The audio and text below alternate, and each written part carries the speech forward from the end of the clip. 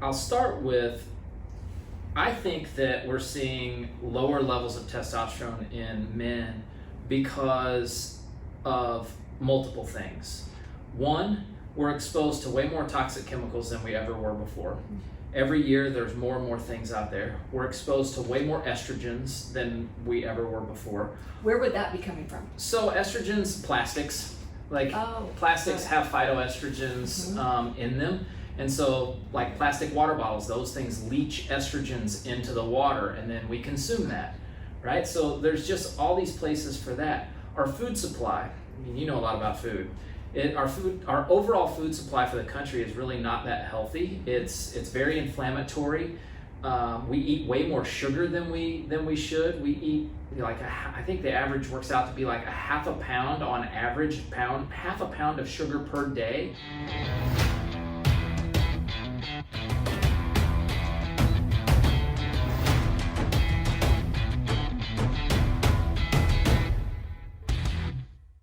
It's Evie here. Welcome to EML Radio, where we are always talking truth. All of those things you need to hear that nobody else is willing to say.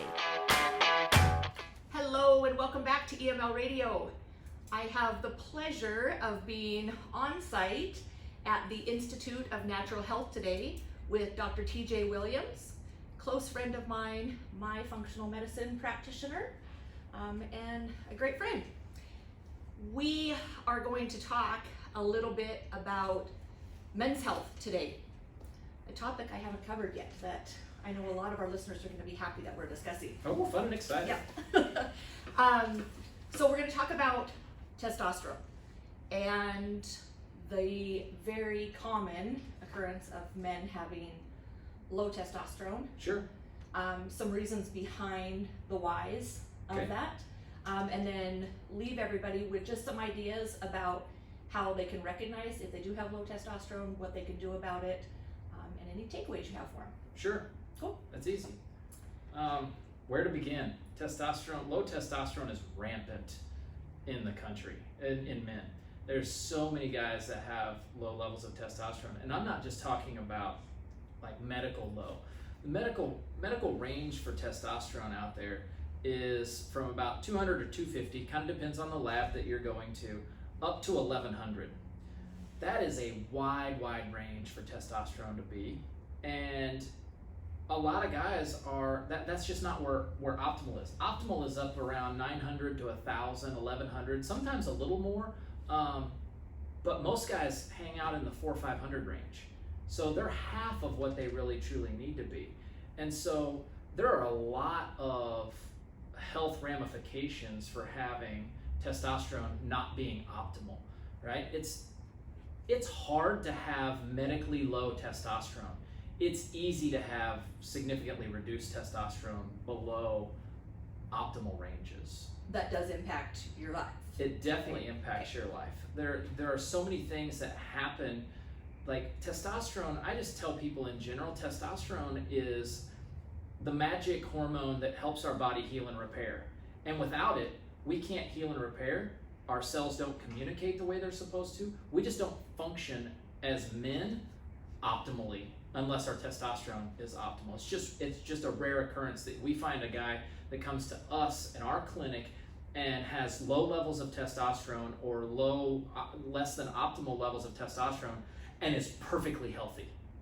Those two just don't happen, right?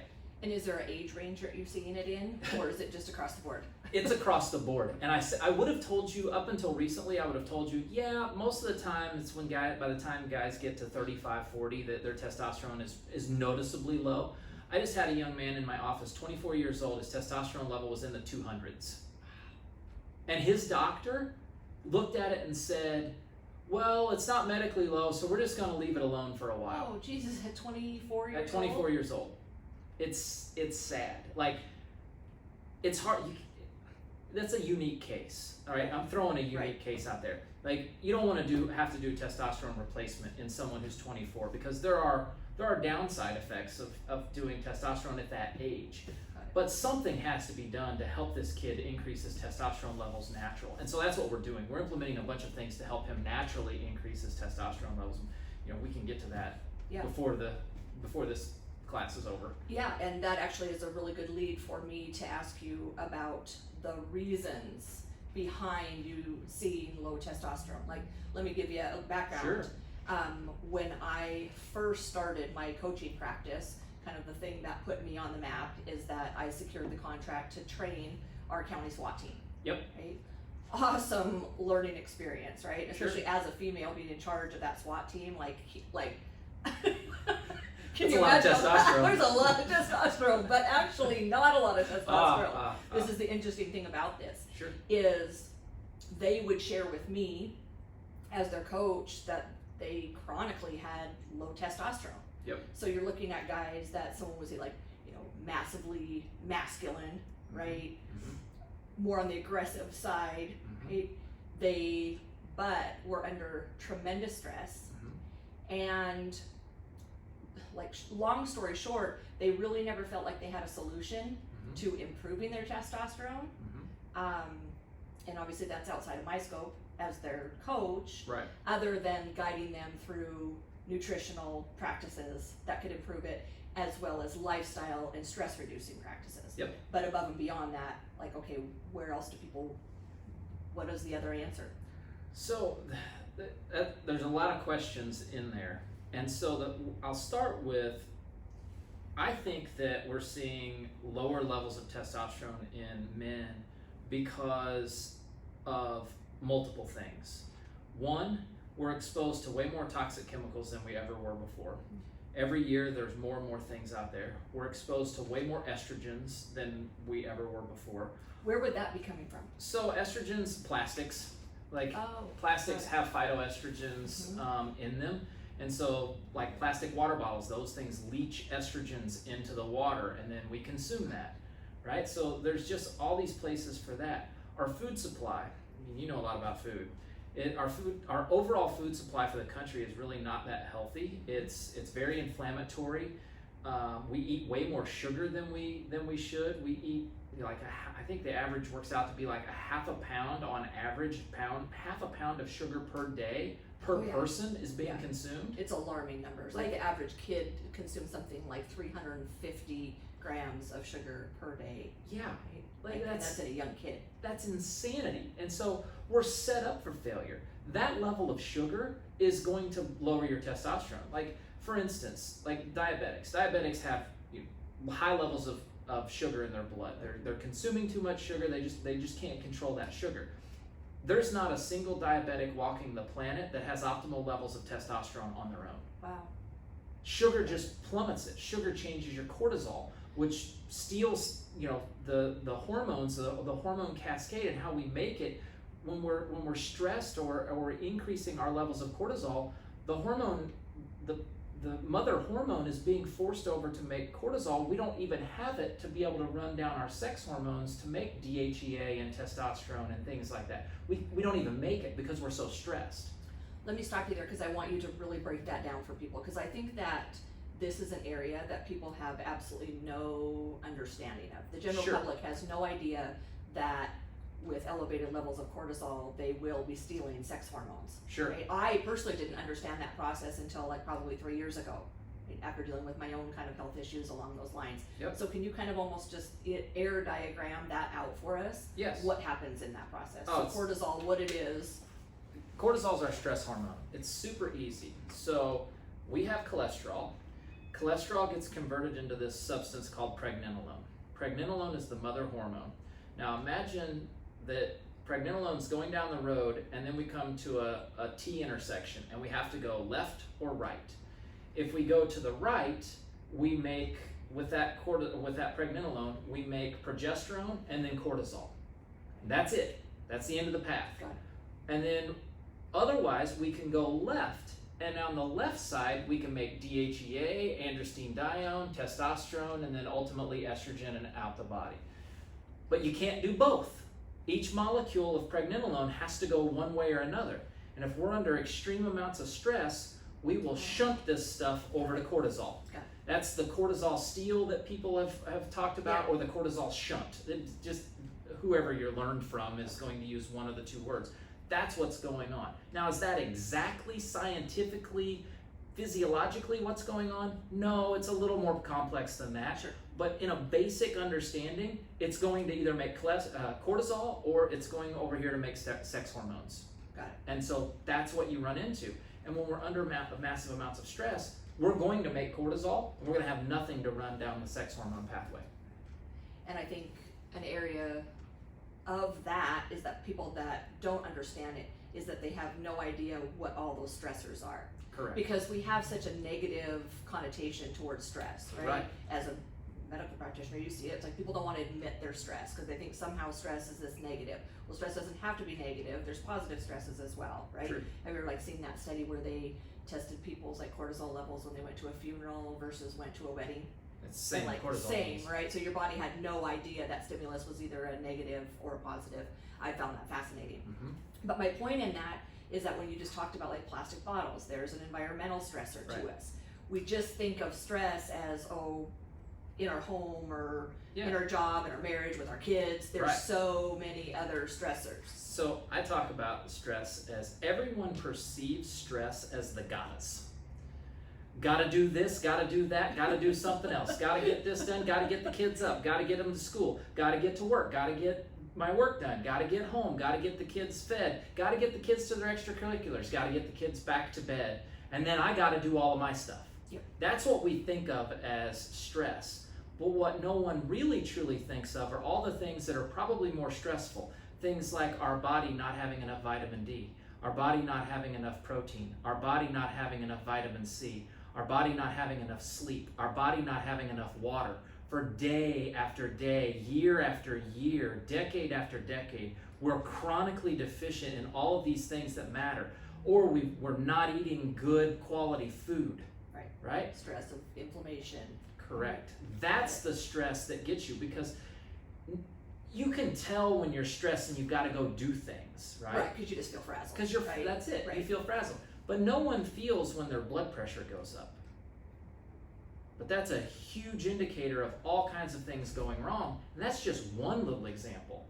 I mean, the average in the United States for vitamin D is deficient. It's 27. Medical low is 30. So on average, we're deficient, and that's just one nutrient. If you're deficient in one, you're deficient in all of them. And so a lot of times just saying, all right, let's get all of these things under control that we really can affect by making sure we're eating right, sleeping right, exercising, right? Those are the things that are extremely important. If we can do that, you can make a huge impact on your ability to cope with the goddess, because the goddess aren't going away. No, they're not. You still got to get your kids to school. You still got to get them home. Well, or in this whole situation, maybe you got to teach them, right? You got to teach them yourself. I can attest to that. Oh, Lord have mercy. Oh. Luckily, mine aren't old enough Yeah. for that yet. But that's the sort of stuff that if you can help with one thing, you can raise your threshold for capacity with the others. And now all of a sudden you realize, well, I can handle more. I can actually do this, and I don't feel frazzled at the end of the day.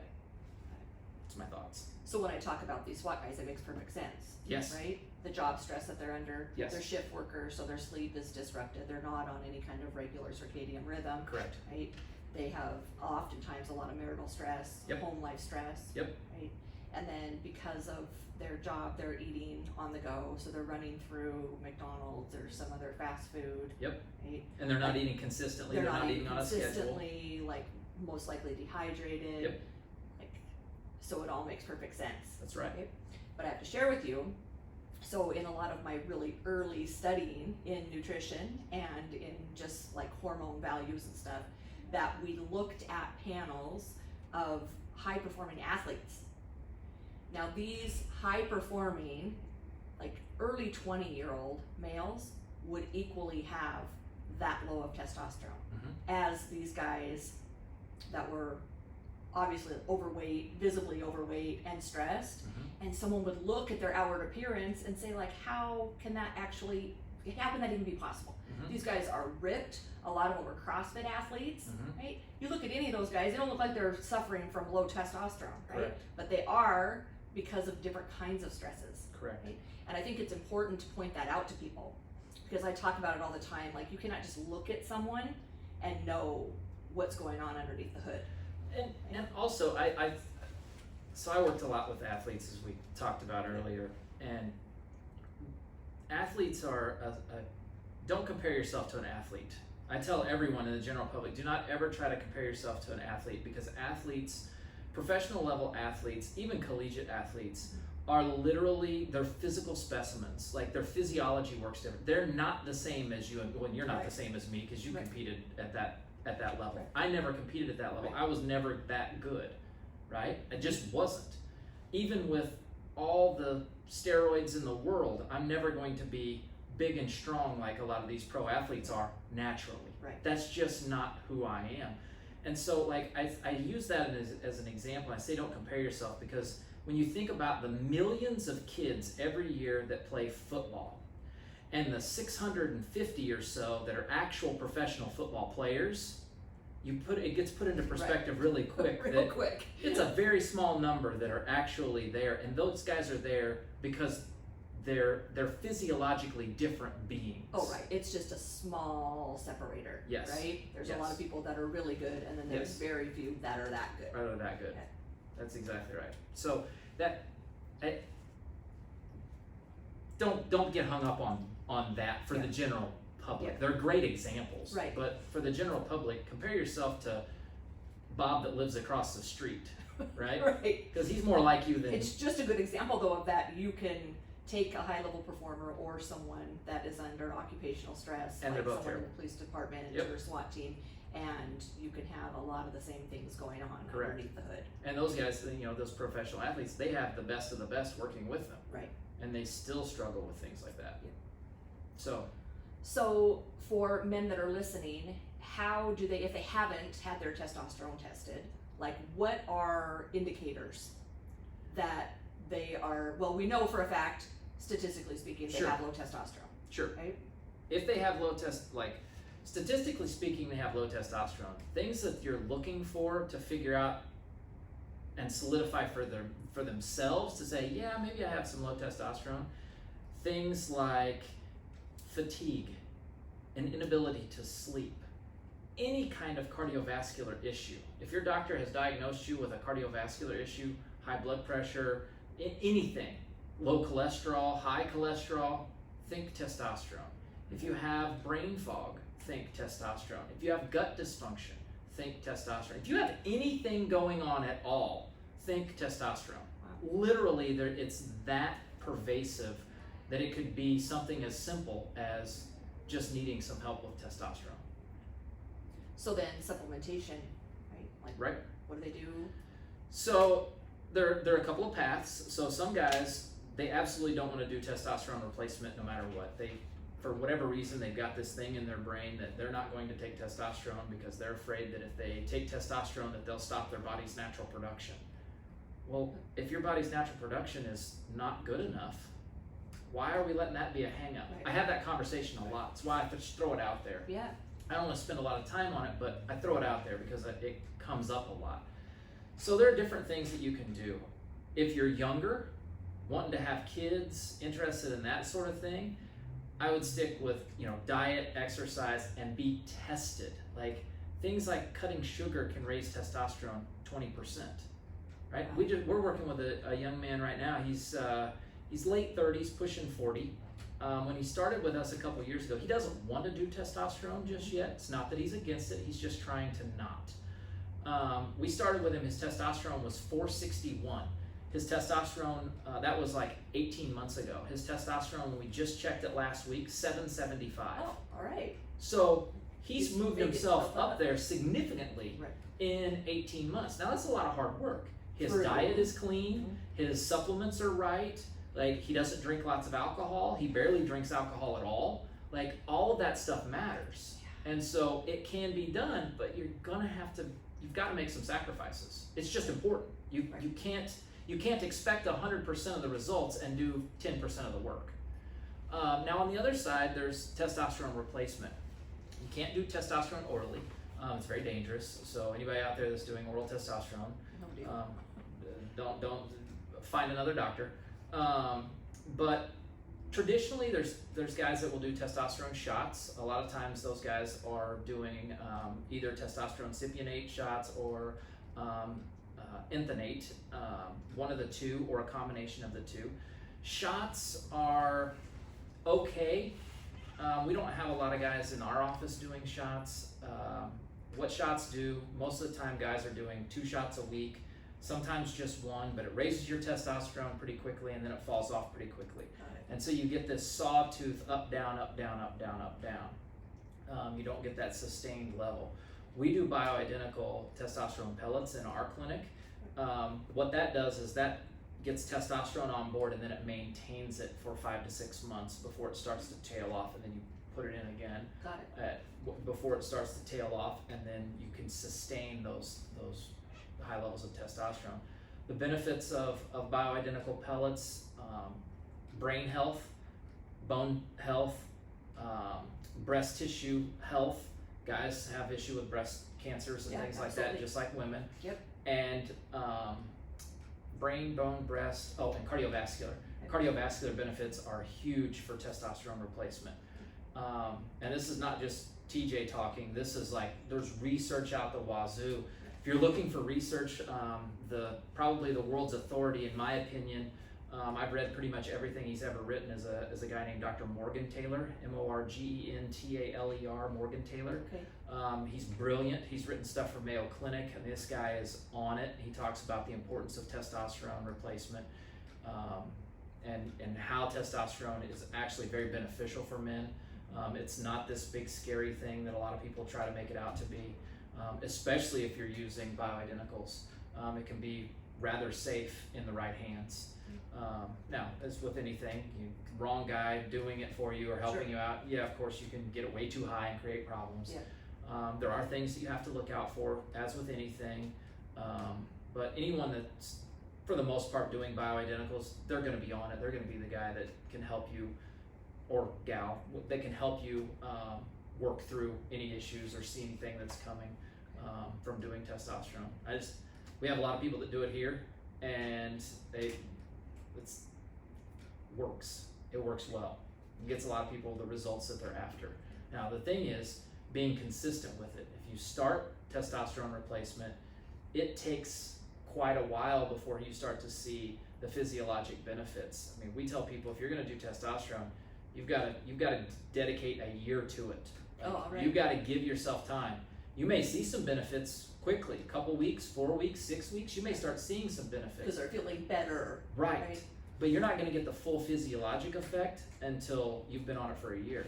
Erectile dysfunction typically drives men to get testosterone checked out, but erectile dysfunction is one of the last things that happens when a guy's testosterone level is low. Their risk for prostate cancer, Alzheimer's disease, cardiovascular disease, all-cause mortality, type 2 diabetes, just being fatigued, loss of libido, heart disease, all of those things happen before you actually lose erectile function from low testosterone. So guys listening, really pay attention to that, right? Yeah. So if you're going in to your doctor because of erectile dysfunction and you're simply getting some prescription to fix your erectile dysfunction, listen to what TJ's saying.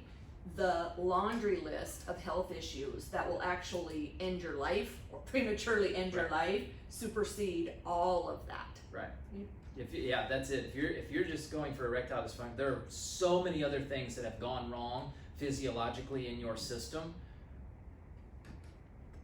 You need to get those fixed first, because if you fix that stuff, the erectile dysfunction will likely go away. Well, and this, I have to tell you, this is exactly why I am, I pound the pavement on functional medicine, right? Now, I'm married to a Western medicine doctor. We won't hold that against you. Right? We won't hold it against you. Please don't. He's a pretty good one. And you don't need him unless you're really, really sick, That's right? He has a purpose, and Western medicine doctors definitely have their purpose. 100%. But when it comes to looking at your body from a whole unit, instead of in isolation, right? Anytime that we're looking at any system, I don't need to tell you, right? Any system that we're looking at in isolation, we're not actually getting the full picture. Right? So when you go in to see your doctor about erectile dysfunction, he's not asking you, about any other functions in your body, nor is he actually even trained or skilled in those areas. Right? That is one of the drawbacks of how specialized medicine is these days, Western medicine is these days, is that we're no longer looking at the body as one functioning unit. Correct. It'll be conventional medicine, Western medicine, they're really, really good at what they're good at. Correct. And they're really not good at all the other stuff. At anything else, right? Anything within medicine, and that's not at a fault to them. No, it's not what they're trained to do. Like you can tell. I can get on a soapbox about this because I'm like, stop asking your doctor about shit he or she doesn't know anything about. Right? That's not what they're trained for. Don't talk to them about nutrition. They don't know. They get a whopping not even one full day of nutrition. I think it's like 5 hours. Right? If you were to ask my husband as a radiologist something about nutrition, he doesn't know. Anything he's ever learned has been through me. Right. This is why you really need to be looking at functional medicine. That's right. That's exactly right. And look at Western medicine as sick care. When you are really sick, you're probably going to need one of those guys. They're very good at that. You break your arm, don't call me. Yeah. Don't call me. Get in a car wreck, don't call me. Sorry, I'm not your guy. Need hormones looked at, need some cardiovascular help, thyroid function, like all that stuff, getting your body where it needs to be, that's my wheelhouse. That's what I do. Well, and it's just so important, especially with just how overprescribed pharmaceuticals are, right? So then if you're looking, I see them all the time. We have clients that are in our EML program that reach out to me. They're like, Evie, I'm 56 years old, diabetic, I'm on statins, I've got literally a laundry list of other issues, right? I got back problems, and I've got erectile dysfunction. People share that with me. It's part of their health, right? But then what's happened is that they're put on a medication for each of those things individually. That's right. And the most I can do for people is go well, let's back this up to the very basics. How are you sleeping? Tell me what your diet looks like. How much sugar do you consume? Right? How much time do you spend surfing the internet, or how much time do you spend meditating and moving and getting sunshine? Right?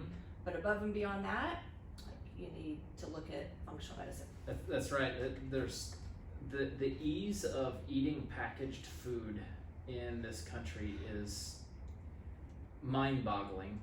When food is vital for life, we have to have it, and we're eating crap. I mean, where I shop in a grocery store is the meat section and the produce section, and I can basically skip all the rest of it. Got it. I might go over into the frozen section because I might get some frozen vegetables or something like that. Here. But everything else in the middle, I mean, I heard this once, it's not my original idea, but I stole it and I use it a lot. If you're going to a grocery store that has a health food aisle, what in the hell is in the rest of it? That's so good, and I've never heard that before. You're like, no shit, right? So the rest of it is like the destructive food section. Yes, right? It's inflammatory, adding to the problem. We use a lot of examples in the practice here. I use a lot of car and house analogies, and I talk about people's bodies being like a house. And when there's a problem, your house is on fire. And the first thing you've got to do is put the fire out. People come to us wanting to basically do the things that be the equivalent of, picking out paint and interior for a house. We've got to put the fire out, then we've got to clean up the mess, then we've got to rebuild. That's the sort of stuff that, you go back to the basics, like you just said. Figure out what all is going on. Get to a functional medicine practitioner, find one in your area, and just listen to what they have to say. They're not going to steer you wrong, and if there are any of them, most of them are out there very similar to how we practice. I'm like, this is what you've got going on. These are things that would be important to know. If you want to know them, great. If you don't, that's okay too. My job as a functional medicine practitioner is to empower my patients to take control of their health so they don't have to see me all the time. This is why I'm able to help people from all over the country. They end up here, right? They fly here, they hang out here for a day or two, and then we get them on the right path, we send them back home, they start doing the work, doing the things that they need to do, and things miraculously get better. It's not really that miraculous, it's just doing the things that needed to be done that have been forgotten or disregarded in And the a lot past. of it anymore is disregarded. I mean, like I see it all the time. It's probably my biggest frustration in the mission I'm on. Right. Is that like I can only tell you to do so many things. Right. Right? Because we get to a point where if you can't even do the basics, we can't move on any further. Right. Right? And a lot of people just don't want to take the responsibility to take care of those That's right. things. I think Like it's work, right? It is. But like what isn't work? Well, the system, like I think it was Mark Hyman that said it. If he didn't say it, he says it a lot. We have a healthcare system that doesn't care about food, and we have a food industry that doesn't care about our health. And that's exactly true. Yep. Like these two are one and the same. We need to be teaching people how to cook, how to eat, what to buy, how to move, how to sleep. These are the things that need to be taught. You start working on this, we're gonna have a lot less low testosterone. Absolutely. At least super low. Yep. Right? It's an easy game. And it's a lot easier to cook a meal of real food than it is to deal with the disease, Correct. right? Or to have a heart attack, Correct. or to have prostate cancer. Correct. Or That shit's real, or Yep. anything else out there. pick that's a problem. common. Yep. Pick a problem. We have, thyroid issues running rampant, diabetes. Yep. 2/3 of the population is overweight or obese. Like, that's real problems. Just saying. That can be fixed That can so easily. Easily be fixed. Right. Easily Yep. be fixed. You just have to be willing to put in the work. That's right. Yeah. Cool. This answers so many questions. It's going to help a lot of people. I hope so. Awesome. Thank you. Can you tell us where people can find you? Sure. So if you want more information about us, you can, it's the Institute of Natural Health. Our website is inhstl.com. Just go there, shoot us an email. I'll answer it. I'm typically the one that answers an email, so if you send an email in asking a question, I'm typically the one that answers. So Perfect. be happy to. Okay. And I need to get the link to the clinic up on my website as Sure. well so that people can easily just one Go click right to and your find click. it there. Well, here we are. Perfect. Thanks, Awesome. bud. You're Appreciate welcome. it.